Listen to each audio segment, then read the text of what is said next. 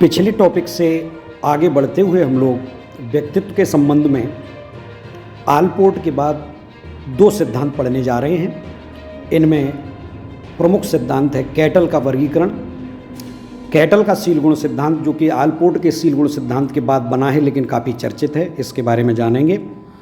Raymond's B cattle पूरा नाम है, आपका क्लासिफिकेशन कैसे किया आपने पर्सनैलिटी का वो देखते हैं।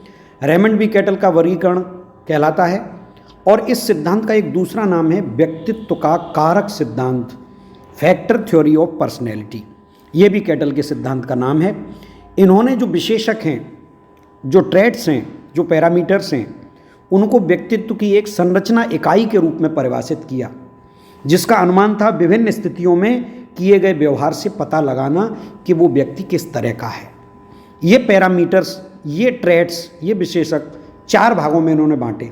ध्यान दीजिएगा, आलपोर्ट के सिद्धांत में और कैटल के सिद्धांत में कोई बहुत बड़ा अंतर नहीं है, वही सील गुण हैं, सब बात है, बस कुछ नामों में परिवर्तन किया गया है, तो वो ध्यान करेंगे। कौन कौन से चार भागों में बांटा? सबसे पहला इनका जो ट्रेट्स हैं उनका नाम है समान विशेषक या कॉमन ट्रेट्स। समान विशेषक सामान्यता सभी व्यक्तियों में पाए जाते हैं, जैसे सहयोगिता, ईमानदारी, विनम्रता। आप जहाँ जैसे जिस परिस्थिति में किसी न किसी रूप में कोई माता पिता के प्रति होगा तो कहीं किसी के प्रति होगा, तो जो आप जिनको सामान्य चर्चा में देखते हैं वो कॉमन ट्रेट्स कहलाते हैं। अद्वितीय विशेषक या यूनिक विशेषक दो होते हैं जो उस व्यक्ति विशेष पर निर्भर करते हैं। जैसे कोई व्यक्ति तोता पालना पसंद करता है, कोई डाक टिकट इकट्ठे करना पसंद करता है, किसी का कोई पेंटिंग का विशेष शौक हो गया, तो वो अद्वितीय विशेषक या यूनिक ट्रेट्स कहलाते हैं। तो ये दो प्रकार की बात हो गई। तीसरी और चौथी चीज़ है वो ध्यान देने योग्य है, सरफेस ट्रेट्स और सोर्स ट्रेट्स। सरफेस ट्रेट क्या होते हैं? ऐसे सील गुण, व्यक्तित्व के ऐसे विशेषक, ऐसे गुण जो व्यवहार की प्रत्यक्ष अभिव्यक्ति द्वारा आसानी से पहचाने जा सकते हैं, वो सरफेस ट्रेट कहलाते हैं। जैसे आपकी कोई कक्षा में कोई बच्चा है जो उत्सुक है बहुत, हर चीज़ बार बार पूछता है, तो आप आसानी से पहचान लेते हैं। निर्भीकता, सच्चाई, सतर्कता, ये गुण आसानी से पहचाने जा सकते हैं, तो सरफेस ट्रेट्स के नाम से जाने जाते हैं। और चौथा है स्रोत या मूल विशेषक, सोर्स ट्रेट्स कहलाते हैं।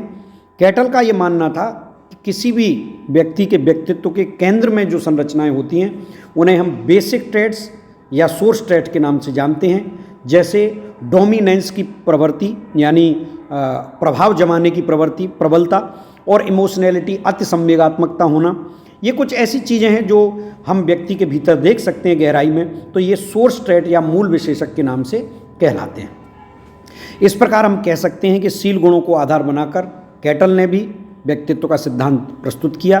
कैटल के सिद्धांत की प्रमुख विशेषता ये रही कि उन्होंने सांख्यिकी की विशिष्ट तकनीकी कारक विश्लेषण यानी फैक्टर एनालिसिस की सहायता से व्यक्ति के व्यक्तित्व के सील गुणों का अध्ययन किया और अपना विशिष्ट सिद्धांत ये प्रस्तुत किया। कैटल ने यह भी बताया कि व्यक्तित्व में दो गुण विशेष रूप से ध्यान देने चाहिए जो चर्चा में आते हैं, कॉमन और यूनिक।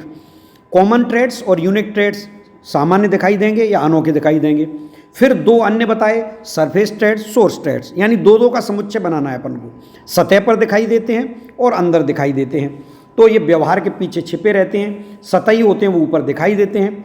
कुल मिलाकर के जो सील गुण हैं, बाल्यावस्था, किशोरावस्था, वयस्क अवस्था में अलग अलग परिवर्तन, मैच्योरिटी के अनुसार इनमें परिवर्तन होता रहता है।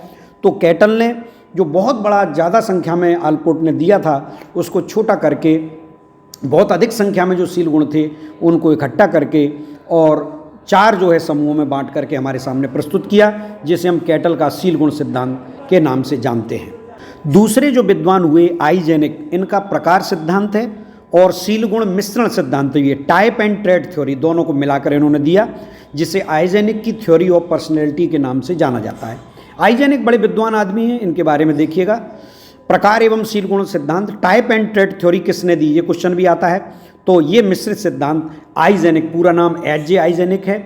आपका चित्र आप देख सकते हैं यहाँ पर। आप जर्मनी के रहने वाले थे और 1916 से 1997 तक आप रहे। सामान्य रूप से आपको बता रहे हैं, ये याद करने की बात नहीं है, बस आपको पता होना चाहिए किस युग के व्यक्ति हैं। आइजेनिक थ्योरी ऑफ पर्सनैलिटी के नाम से जाने जाते हैं। इन्होंने क्या किया, टाइप और ट्रेट दोनों को मिलाया। यानी जिस तरह आपने टाइप थ्योरी पढ़ी, वहाँ पर केवल शरीर के आधार पर क्रिस्मस सेल्डन वगैरह को पढ़ा और उसके अलावा ट्रेड थ्योरी में आपने आलपोर्ट और इनको कैटल को पढ़ा। इन्होंने दोनों को मिलाकर कुछ चीज़ें बताने की, समझाने की कोशिश की और व्यक्तित्व को आइजेनिक ने 3 भागों में बांटा। पहली चीज़ देखिए, वेरी वेरी इंपॉर्टेंट, बहिर्मुखता बनाम अंतर्मुखता, इंट्रोवर्जन वर्सेज एक्सट्रोवर्जन। जब भी इंट्रोवर्जन एक्सट्रोवर्जन दिया हो, हमें आइजेनिक नाम लगाना पड़ेगा। किस मात्रा तक लोगों में सामाजिकता है, वो आउटगोइंग है या विड्रॉल की प्रवृत्ति है उनमें, यानी वो लोगों से मिलते जुलते हैं या अंदर चले जाते हैं अपने मन में। तो ये अंतर्मुखता और बहिर्मुखता, इंट्रोवर्जन और एक्सट्रोवर्जन की जो बात की है, वो बात इन्होंने आइजेनिक ने की। ऐसा व्यक्तित्व होता है। इस आयाम के एक छोर पर वे लोग होते हैं जो सक्रिय होते हैं, जिनमें आवेग होते हैं, जिनमें थ्रिल, सस्पेंस, रोमांच पसंद होते हैं, और दूसरे निष्क्रिय, शांत होते हैं, सेल्फ सेंटर्ड होते हैं। तो एक्सट्रोवर्जन और इंट्रोवर्जन के बीच में हम ये देखते हैं कि किस तरह से 2 तरह के व्यक्तित्व हमारे सामने खड़े हैं। दूसरा जो वर्गीकरण इन्होंने किया वो है तंत्रिका तापी बनाम सांवेगिक स्थिरता। कुछ लोग न्यूरोटिक होते हैं, कुछ लोग इमोशनल स्टेबल होते हैं। इससे तात्पर्य है कि लोगों में किस मात्रा तक अपनी भावनाओं में नियंत्रण है, किस तरह से अपनी भावनाओं को वो नियंत्रित कर सकते हैं। तो ये अपन को देखना पड़ेगा कि वो किस तरह से अपनी भावनाओं को नियंत्रित करते हैं। तो अगर नियंत्रित करते हैं तो इमोशनल स्टेबिलिटी है, लेकिन अगर वो नहीं कर पाते हैं तो वो न्यूरोटिक माने जाएंगे। अपनी भावनाओं पर नियंत्रण है तो एक डायमेंशन है उनका। तो अगर ये एक्सट्रीम है तो न्यूरोटिक हैं, ग्रस्त हैं, दुश्चिंता है, एंग्जाइटी है, चिड़चिड़ापन है, बेचैनी है। और अगर इनमें इमोशनल स्टेबिलिटी है तो ये विश्वसनीय और स्वयं पर नियंत्रण रखने वाले होते हैं। तीसरा प्रकार जो उन्होंने बताया वो साइकोटिस और इंटरेक्टिव बताए हैं, यानी या तो मनस्तापी होंगे या सामाजिक होंगे। इन दोनों में इंटरेक्शन करता हुआ व्यक्ति आगे बढ़ता है। मनस्तापी कौन से होते हैं? जो बड़े दुखी, अपने में डले हुए हैं, अहम केंद्रित हैं, समाज के विरोधी हैं, इस तरह के हैं, इनकी प्रवृत्ति पाई जाती है। इनके लिए आप देखें पर्सनैलिटी जो मापन है उसमें आप ध्यान दें, आइजेनिक का नाम पर्सनैलिटी इन्वेंटरी के लिए जाना जाता है। जिन प्रश्नों को पूछकर हम किसी व्यक्ति में अनुमान लगा सकते हैं कि वो मनस्तापी है, तंत्रिका तापी है, एक्सट्रोवर्जन इंट्रोवर्जन है या किस तरह का है, तो 2 तरह की चीज़ें पाई जाती हैं। कि MPI जिसे मॉडेस्टली पर्सनैलिटी इन्वेंटरी कहते हैं, ये व्यक्तित्व की प्रश्न सूची है। आइजेनिक की पर्सनैलिटी इन्वेंटरी है, ये भी व्यक्तित्व मापन की है। तो हमसे पूछा जाता है कि निम्न में से कौन सा व्यक्तित्व मापन की एक प्रश्नावली है, तो आइजेनिक की पर्सनैलिटी इन्वेंटरी ये व्यक्तित्व मापन की एक सूची है, अनुसूची है। इसके बाद हमारे सामने बहुत बड़े विद्वान आ रहे हैं, फ्राइड और उनके साथी एडलर और यूंग, जिन्होंने मनोविश्लेषणवाद के द्वारा व्यक्तित्व को समझने की कोशिश की। इसकी चर्चा हम लोग अगले सत्र में करने जा रहे हैं।